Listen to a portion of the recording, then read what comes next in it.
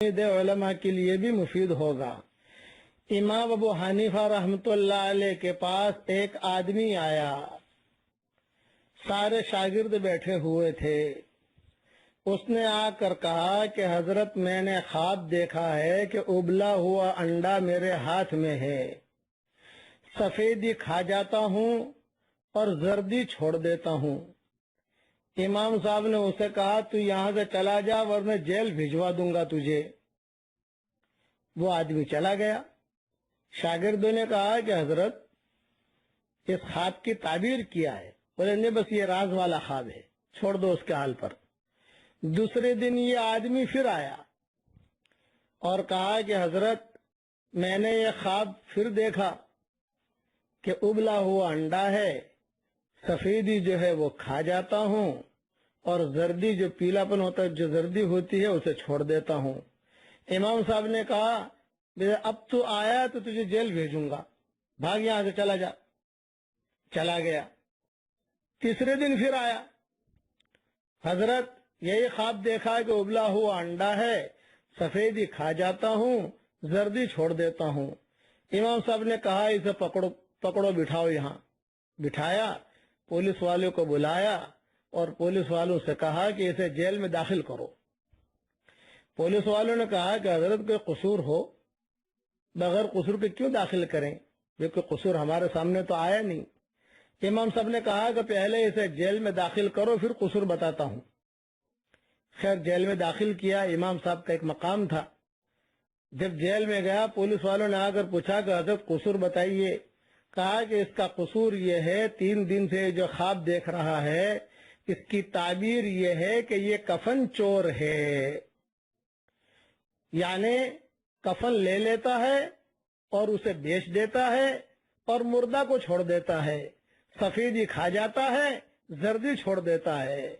उसके घर जाकर तहकीक करो। घर पर गए तो ढेरों कफन रखे हुए थे। शहर में किसी का भी इंतकाल होता था तो वो जनाजे में शरीक होकर कब्र पर मार कर लेता था, रात को चुपके से जाकर जो है कफन निकाल लेता था, कफन बेच देता था, मुर्दे को छोड़ देता था। ये इमाम साहब ने ताबीर दी। इसलिए ये बहुत गहरी बातें होती हैं जो आम आदमी नहीं समझ सकता।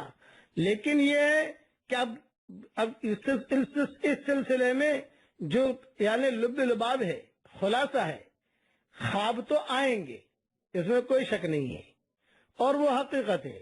हुजूर सल्लल्लाहु अलैहि वसल्लम भी ख्वाब देखते थे, माएँ भी देखती थी और हज़रत अबू बकर भी देखते थे, सहाबा भी देखते थे, बाद के आने वाले लोगों ने भी ख्वाब देखे, आज भी लोग ख्वाब देख रहे हैं अल्हम्दुलिल्लाह। बस इसमें जो औरतें इसमें ज्यादा परेशान जो होती है वो औरतें होती हैं कि औरतों के मिजाज में जल्दबाजी होती है, बात जल्दी से समझती नहीं, कुछ समझाओ तो उसका उल्टा मतलब ले ले, खुद ताबीर भी दे देती हैं, खुद जो है अपने दिमाग से भी ताबीर निकाल लेती हैं।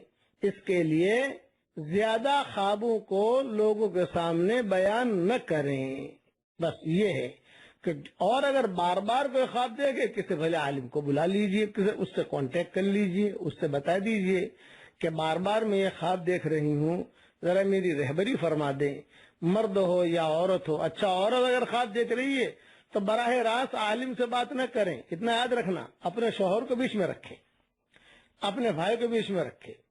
किसी को उड़ता हुआ देखकर या किसी आलिम की बात बहुत चल रही उसे देखकर ही उसके दीनदारी का हिसाब किताब नहीं लगाया जाता। दीनदारी तो खुद आदमी की जिंदगी में होती है।